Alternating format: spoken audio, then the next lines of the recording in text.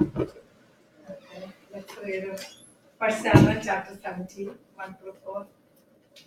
1 Samuel 17.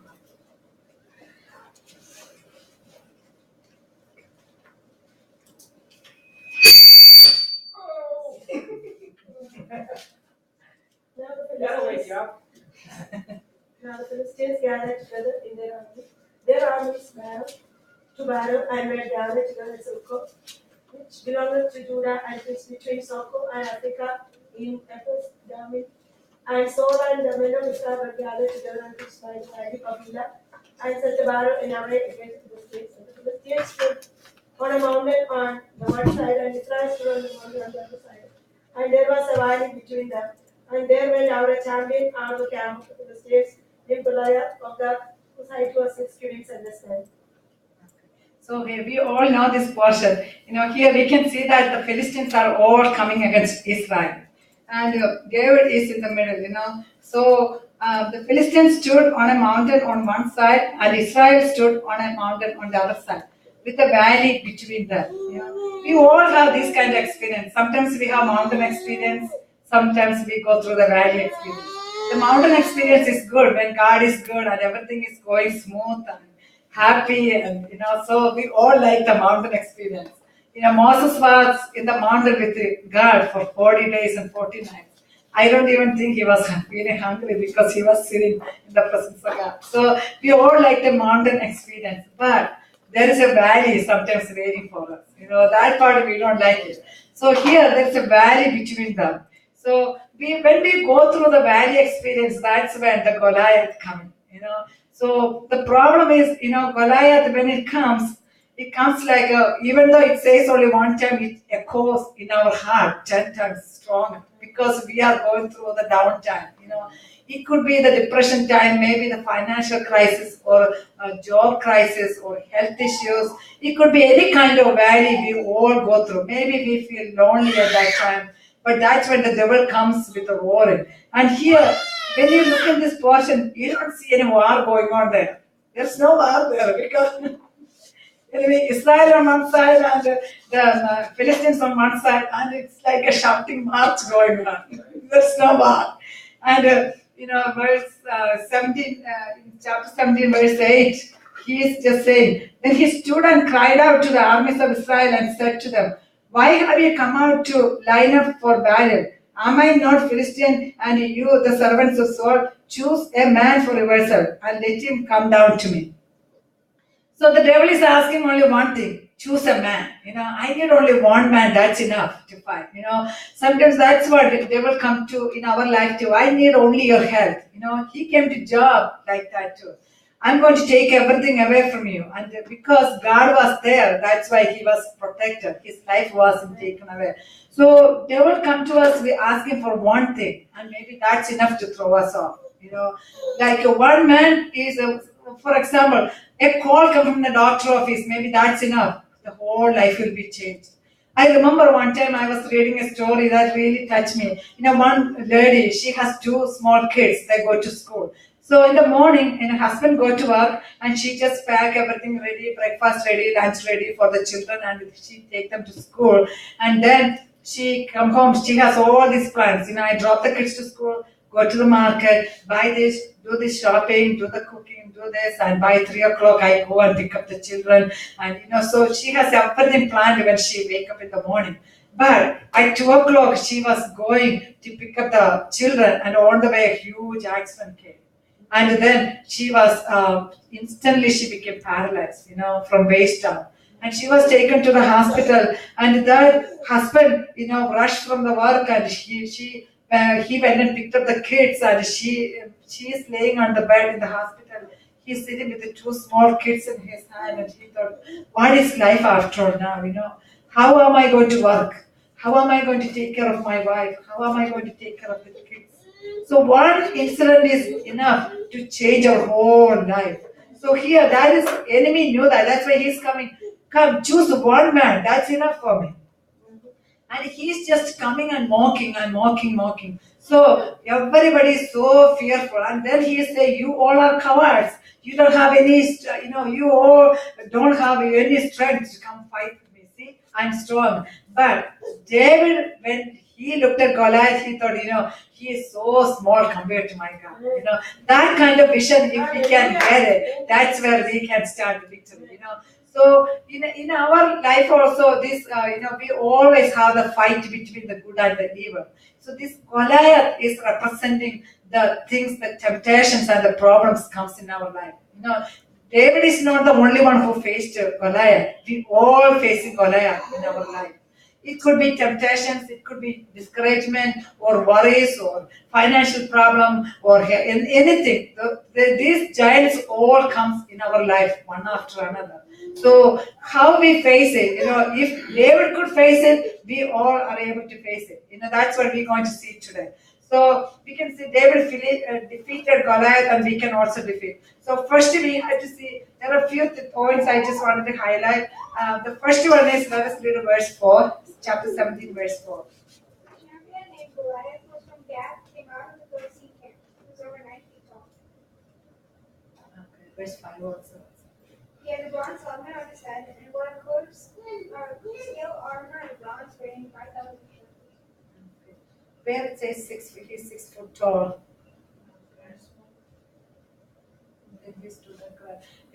We know that he is 6 foot tall. So when I read this, all these armors he's wearing, it all represents 666 because. Verse 4. And when now the champion out of the camp of the Philistines, then Goliath, whose height was 6 cubits and his height. Okay. So he is 6 cubits tall. Okay. So that's number one. The number one, 6, we can see that. He is 6 feet tall. Then we can see when you count all the armors he is wearing, he has 6 armors he is wearing. He has the helmet, he has the cord of scale of armor of bronze that's weighing 5,000 shekel. And on his legs he wore bronze greaves, and he had a bronze javelin. His spear weighed 600 and he had a shield. So he has 6 armors. So he is 6 feet tall and he is having 6 armors, and his spear weighing 600. So it's all 666. So that itself showing that, it's representing the devil. So he's coming like an enemy roaring, like a lion. It's coming against him. So when you look at all the measurement, you can see he is representing the devil. Now we can see his strength, the power. He is coming like a champion, and he has somebody who is holding the shield in front of him. So with his power, he is very mighty, And we can say, while we holding it, we can go to Ephesians chapter 6, verse 12.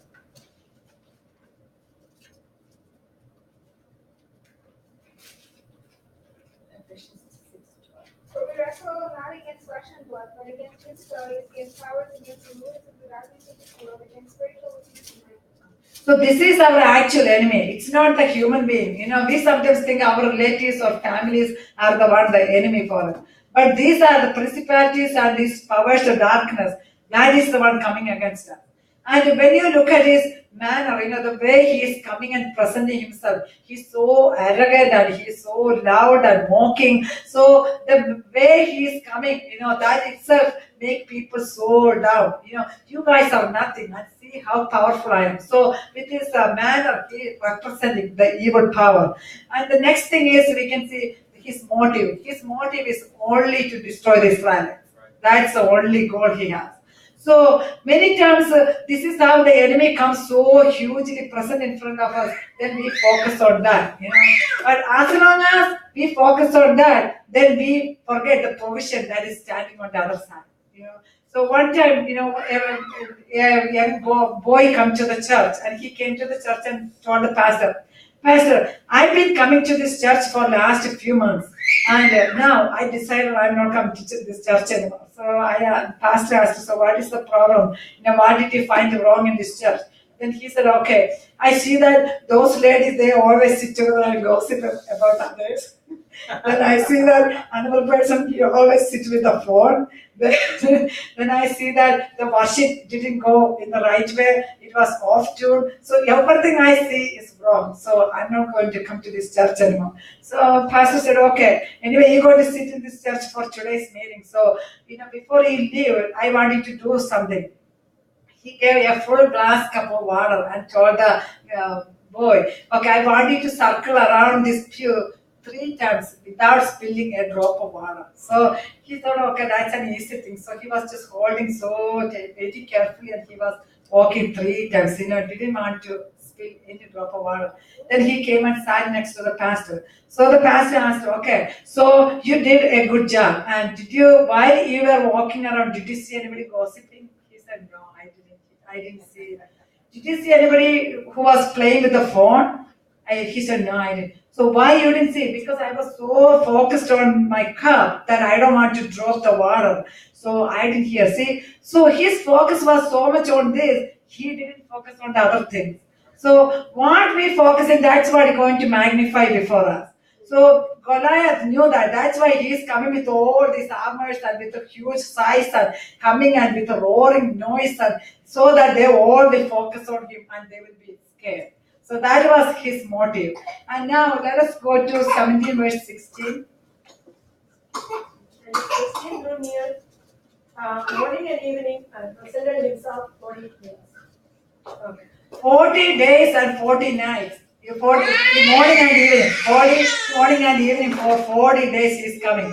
So in other words, Goliath is saying, okay, I came here one time or two times, and if you still didn't see me good, I'm still telling you that I'm strong, So that's why the morning and evening, 40 days he is coming and presenting himself.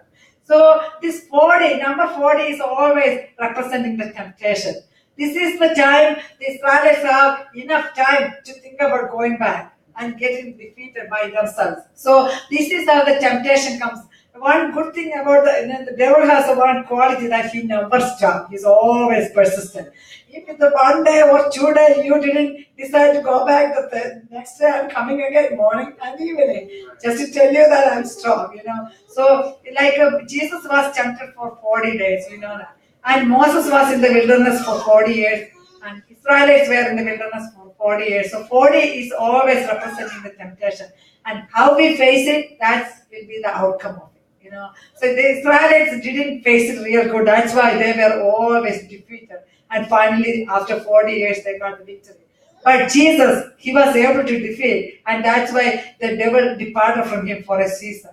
And then Moses was also in the wilderness, but God came and had an encounter with God, and finally he became a changed person.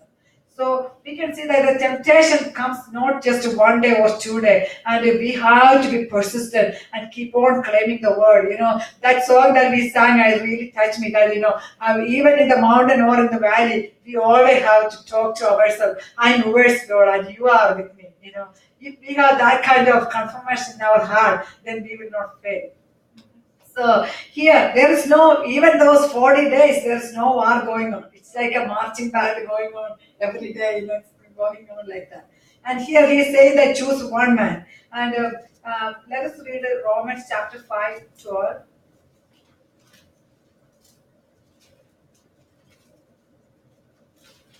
Romans 5. Wherefore, as by one man sin entered into the world, and death by sin, and so death passed upon all men, for that all have sinned. Okay, verse 18 and 19 also. Therefore, as by the offense of one judgment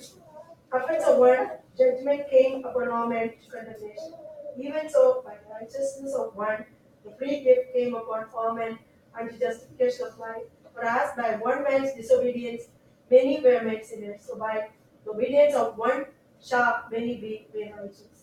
So one man is enough to bring the sin to the world. One man is enough to save the world. That's what it is showing. So Goliath knew that. That's why he is called him one man. So Adam and Eve, that one man, Eve is the only, one man is enough for devil to bring sin into the world. But Jesus knew that, and that one man came and saved all of us. So we have, that one man make a big difference in our life. So one time a little boy, he was playing in the seashore, and he saw that every time the wave comes, lot of starfish coming, and then they're all laying on the sand. And he was playing, and he liked the starfish. take them and play with that. Then he noticed they all are still alive. So he felt so bad, and what he do is every time the bird comes and the starfish laying on the sand, he take it and pick them and take it to the water, because he wanted to save their life. He felt so bad for them. So one guy was standing there and watching him doing it. After some time, this guy came to the boy and said, "Boy, this is the time for you to enjoy and play. And why you so much worry about the starfish? Every time the bird comes, at least 30, 50 starfish coming, and he cannot save all of them." And he just took one starfish and threw into the water, and he said, "At least I made a difference for that one." See, that one, we can make a difference in one person's life. That is a blessing. So that's how that boy was trying to save the people. So here, this David is a picture of Jesus, and on the other side, Goliath is a picture of the devil. We can see what are the similarities between David and Jesus. That 1 Samuel chapter 16, verse 13. Then Samuel took the horn of oil and anointed him in the midst of his brethren, and the Spirit of the Lord came upon David from that day forward. So Samuel rose up and went to Ramah. Okay. So Samuel was anointed in front of his brothers. So David was anointed by Samuel. So just like David was anointed, Jesus was also anointed and came to the world to save all of us. Then the next similarity we can see is chapter 17, verse 17 and 18. And Jesse said unto David his son, Take now of thy brethren an ephah of this parched corn and these 10 loaves, and run to the camp to thy brethren, and carry these 10 cheeses unto the captain of their 1,000, and look how thy brethren fare, and take their pledge. Okay. So here David, is sent by his father to his own brother to bring bread to them. Same way Jesus was sent by our father to be a bread for us, So that's another similarity we can see about David and Jesus. Now we can see 17 verse 28. And Eliab, his elder brother, heard. Then he spake unto the men. Eliab signed the messengers against David, and he said, What camest thou down hither? And with whom hast thou got so few sheep in the wilderness? I know thy pride, and the naughtiness of thy heart. Thou art come down, that thou might see God. Okay. So here David is coming to his own brothers to bring the bread. And did they receive him? No. Instead, they were all scorning him. Same way, you can see in John chapter 1 verse 11 about Jesus.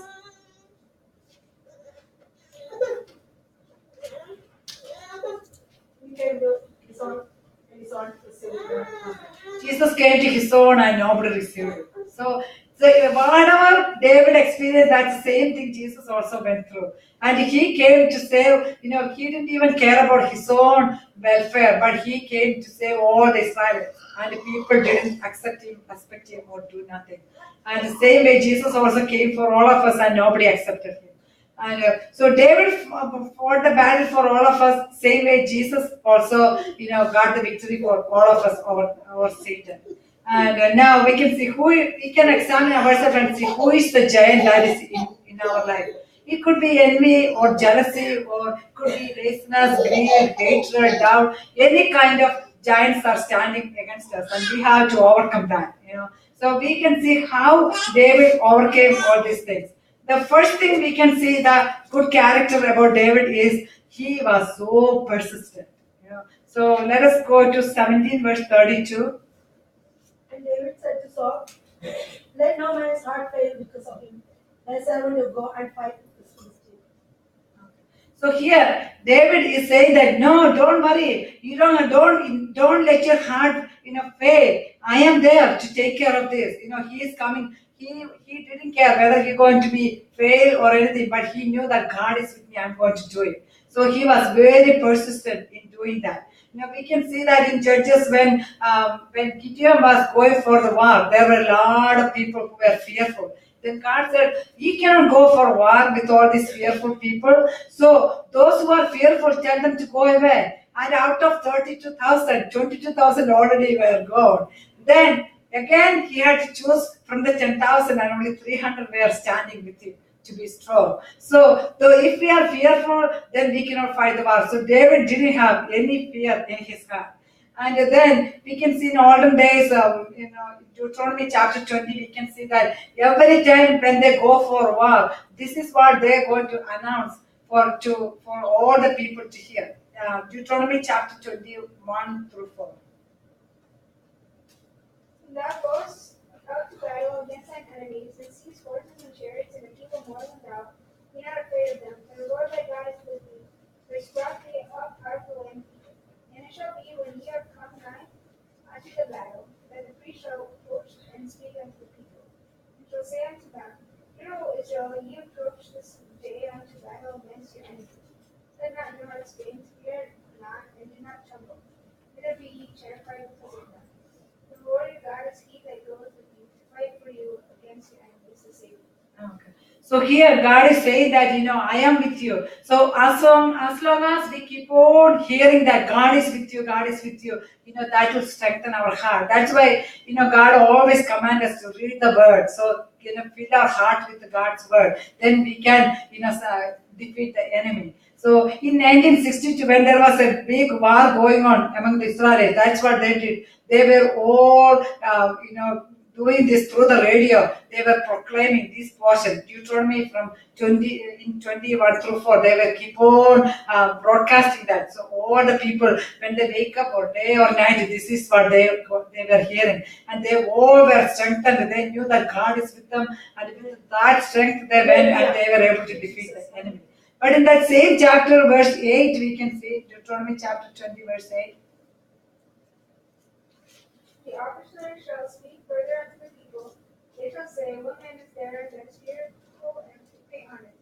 Let him go and return unto his house, lest his brethren are faint for his name. Okay. So he's saying those who are fearful, don't go with them because it's like a poison. If one is fearful, it will be transferred to the other people. So that's why God is commanding those who are fearful, don't even go near the other people. And it's like an infesting others with the fear. So they are not allowed to go with them. And now David is facing all this opposition, and he knew that fear will make me like a coward. But as long as I have the fear of God, that can make me hero. But if I have the fear of the enemy, then that will make me a coward. So he knew that when he was marching forward. And then now he has to face a lot of opposition. The first opposition he was facing was from his brothers. So they are the one to discourage him. Chapter 17, verse 28. We'll go back to 1 Samuel 17, 28. And Eliab his eldest brother heard it. Then he spake unto the men. Eliab's anger was kindled against David, and he said, Why camest thou down hither? Having whom hast thou left those few sheep in the wilderness? I know thy pride and the naughtiness of thy heart, but thou art come down, thou might see the battle. Poor David, he is coming to help them out, and look what they are saying. I see your pride, and you are coming to see the battle. So all these ways they are discouraging. He could just think, oh, okay, I'm not going to stand here because they all are against me. But that didn't discourage him. So the first opposition came was from his own family. When people go for ministry, that is where the first opposition come from. Even Jesus was also going for ministry. His own people didn't accept him. Then the next opposition was from Saul. That is 17 verse 33. And Saul said to David, Thou art not able to go against this Philistine to fight with him, for thou art but a youth, and he a man of war from his youth. Okay. So Saul is the king and he's an experienced person. So when an experienced person come and tell you this is the way it's going to be and this is not right, then we have to believe it, right? So, David could listen to that and still go back, but there also he didn't get discouraged. Then, of course, the third one was Goliath. Goliath is coming and telling that I'm going to give you as food to the birds and all these ways, I'm going to destroy you. He is coming. And then the last one is he himself. He could say that, no, I'm not strong enough. I don't have the armors. When I look at Goliath, look at all the armors he's wearing, and I don't have anything. He could look into himself and be discouraged, but none of them, did been discouraging because he knew that when he was in the wilderness, God is the one who was protecting him, and he learned to know God. The more we come in relation with the person, that's when we get to know the more. So David had a good relation with God. We can see the faith and the belief. They both are two different things. Anybody could believe that. Even the devil believe that God is God, right? Any people in the world, they all believe in God. But how much people have faith? I can give you an example. One man was crossing the Niagara. He put a string one side, both side, and he tied the string and he started walking on it. And everybody gathered to watch it. They all were so breathless and watching his crossing the Niagara. And then he crossed so successfully. Now he is going to come back. And he said, everybody believe that I can do it. And they all shouted, yay, I know we believe that you can do it. Then he said, okay, if you believe, then one of you come with me. I can hold you and walk. Nobody want to go. So that means everybody believed him, but nobody had faith in him. So that is the difference, belief and faith. So we all can say that we all believe in God, but how much faith we have, that's where our success rests. So David had faith, not only just the belief, and he had faith also. Now we can see that's the first thing, that he was in disgrace. He was very persistent. Then the next thing we can see is that he was growing from victory to victory. When we go through 1 Samuel chapter 17, 34 through 37. David said, "So the servant kept his father's sheep, and there came a lion and a bear, and took a lamb out of the flock, and I went out after him, and smote him, and delivered it out of its mouth. And when he arose against thee, I caught him by his beard, and smote him and slew him. The servants slew both the lion and bear, and this uncircumcised Philistine shall be as one of them. See, he has defied the armies of the Lord." Okay. So here, David is David is telling them, I killed a lion and a bear. In my personal life, I did that. I didn't proclaim to other people, I did this, did that, or anything, but I was able to do it with the help of my God. So I'm not going to stop there. In the next level, anointing also, God is going to give me the anointing, and I'm going to go, march forward. I'm going to go from victory to victory. So that's the same thing Jesus did also in his private life. When he was alone in the wilderness, he was able to take a victory over Satan. So there is a time God is going to bring us out to the public. There is a private time where if we take a victory, then there is a public ministry ahead of. So for David, God is saying that you were successful in your private life. Now I am going to bring you out to the people and to see how you are trusting in me. Same way, Jesus also took a victory in the private life, and God is saying that I'm going to show you in the public. So that's where also Jesus was able to take a victory. So then the next thing is, David didn't go against Goliath by himself. He knew that I'm going in the mighty name of my God. So, and here Saul is coming with when Saul looked at Goliath, he is standing with all this armor. So why should I make him small? So Saul is coming with all this armor, and then he looked at it and he said, no, this doesn't fit me. That's one big failure we can see in many ministers. Whatever the other people do, they wanted to imitate it. Right. And that's where the failure comes. So David said, no, that is not my ministry. I know what is my ministry, and I know how to do it, and I will go by what God entrusted in me. So if we have to, some people may be doing this kind of ministry, doesn't mean that we have to do it the same way. So we have to listen to God's voice and go forward, then only we can see that. So here, he refused swords or armors. Another reason why he refused swords armor is because they are all not anointed one. So for example, we can see 2 Samuel 1:21. 2 Samuel chapter 1 verse 21.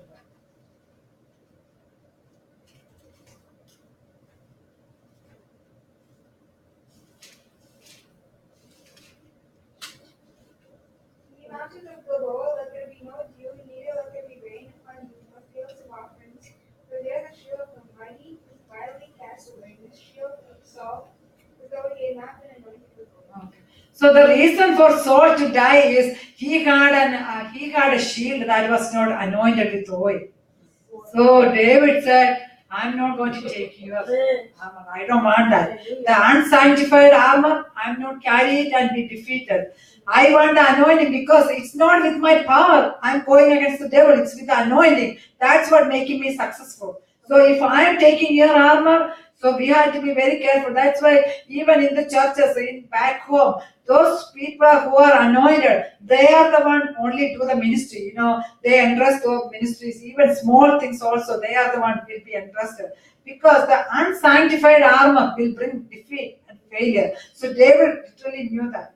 And when we look in Acts chapter 19, we can see that when Paul was doing the ministry, there were some sons of Sceva. They came and they wanted to imitate just like what Paul did. And they all came and the enemy came and attacked them. So, and if you want to read that, 11 through 16, Jamie. And God wrought special miracles by the hands of Paul, that from his body were brought unto the sick handkerchiefs of aprons, and the diseases departed from them, and his evil spirits went out from them. And certain of the vagabond Jews, exorcists, took upon them to call over them, which had evil spirits in the name of the Lord Jesus, saying, We adjure you by Jesus whom Paul preacheth. And there were 7 sons of one Jew, and chief of the priests which did so. And the evil spirit answered and said, Jesus I know, and Paul I know, who are you? Okay, that's good enough. So here, these people are coming just like what Paul did. They thought we can also do it. So even the enemy coming and telling me, we know Paul, we know Jesus, but who are you guys? You are not anointed people, so you cannot come and defeat me. So that's what enemy even telling that without anointing you cannot come and defeat me because they are strong power. So here we will go back to that portion, and now David is coming literally against Goliath, and he is saying that Saul was telling you cannot do it. The brothers were telling him you cannot do it, and Goliath is telling you cannot do it. But David is saying no, I can do it with the help of God. And now 1 Samuel chapter 17, 34 through 37. And David said unto Saul, Thy servant hath father sheep. I'm sorry, 46. 1746. This day will the Lord deliver thee unto mine hand, and I will smite thee and take thine head from thee, and I will give the carcasses of the host of the Philistines this day unto the fowls of the air, and to the wild beasts of the earth, and that all the earth may know that there is a God in Israel. And all this assembly shall know that the Lord saveth, not with sword and spear, for the battle is the Lord's, and he will give you into our hand. Okay. Here David is saying that all the earth may know that there is a God in Israel. He didn't say all the earth may know that there is a David in Israel. He didn't say that, because he wanted to give glory to God. That's where another failure happens in ministries. People wanted to take the fame on themselves. But David said, no, I don't want to take the fame anymore. And we all learned a few weeks ago about Herod. He was taking the pride, he was so prideful when people were all praising him and he was dead, eaten by worms because he didn't give praise to God. So we had to always glorify God. So David said, the whole earth will know that there is a God in Israel. So he didn't say they will know there is a David. His motive was, I want to glorify my God's name. He wasn't trying to, as like his brother said, you want to show your pride. No, he wasn't trying to show his pride at all. So after he defeated, then what happened was we can see the Jonathan coming in the story. Jonathan coming and being so friendly with David. That we can see 17, is that 17 verse 54, I believe.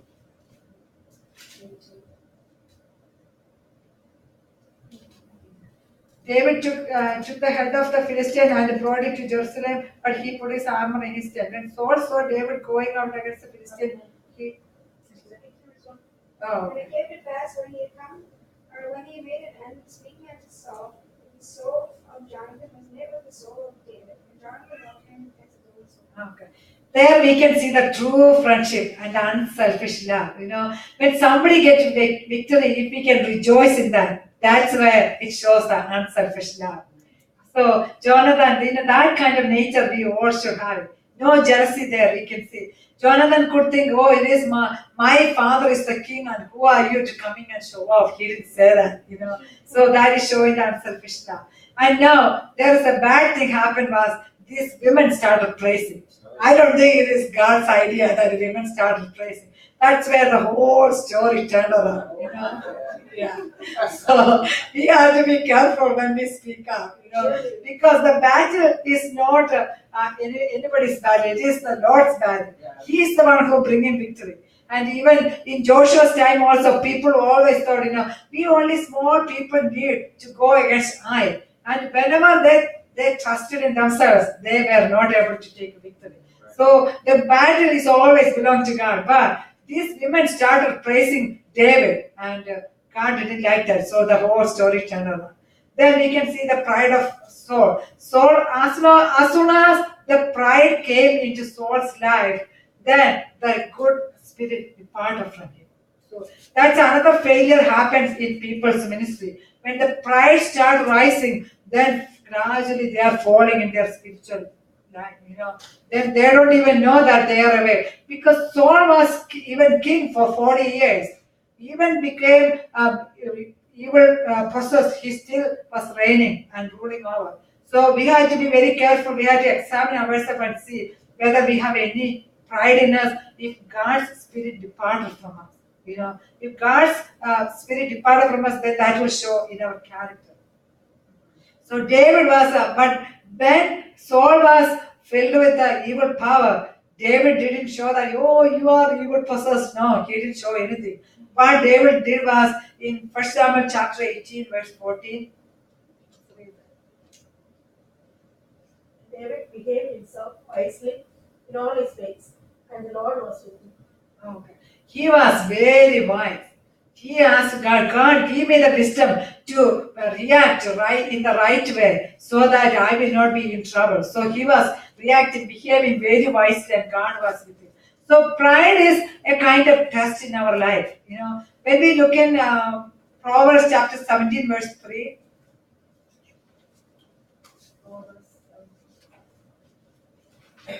So the finding part is for silver, and the furnace for gold, but the Lord tries the hearts. Okay. And the same way, that same verse we can see in Proverbs chapter 27, verse 21 also. Proverbs 27, 21.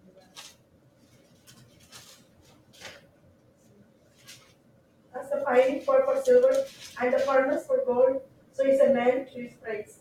Okay. So that is the silver is going through the finding pot to see whether there is any impurities, and the gold is put through the furnace to see any impurities. Same way, God is putting through the pride to see how we respond to that. So that is like a trial in our life to see God wanted to prove that whether we are standing humble or whether we are going to be prideful. So we had to ask God, these people, Saul was so much prideful and he was defeated. Goliath was so prideful and boasting and he got defeated. But David, on the other hand, was so always humble and he was standing with God and he was going from victory to victory. So we had to ask God to give us the wisdom to stay humble and to glorify God in every way that we can, and to ask God to give us the wisdom to react rightly when we are going through the valleys. So David was praying one time, like Psalm 17 verse 4. Let the words of our mouth and the meditation of our heart be pleasing to you, Lord, and let that be our prayer. Let's close the line. Our Heavenly Father, thank you, Lord. Thank you for helping us to come together today, Lord. Thank you for speaking to us, Lord. Hallelujah. Many times we go through the valley, Lord. Hallelujah. There are a lot of things that comes like giants against us, Lord. But help us to defeat the enemy. Help us to defeat the Goliath that is coming against our life. Just like David defeated, Lord. He was holding on to your promises. He was holding on to your truth. Lord, hallelujah. Help us to be strong and firm in you, Lord. Hallelujah. Fill our heart with your word and your courage, Lord. Hallelujah. So that we can fight the enemy.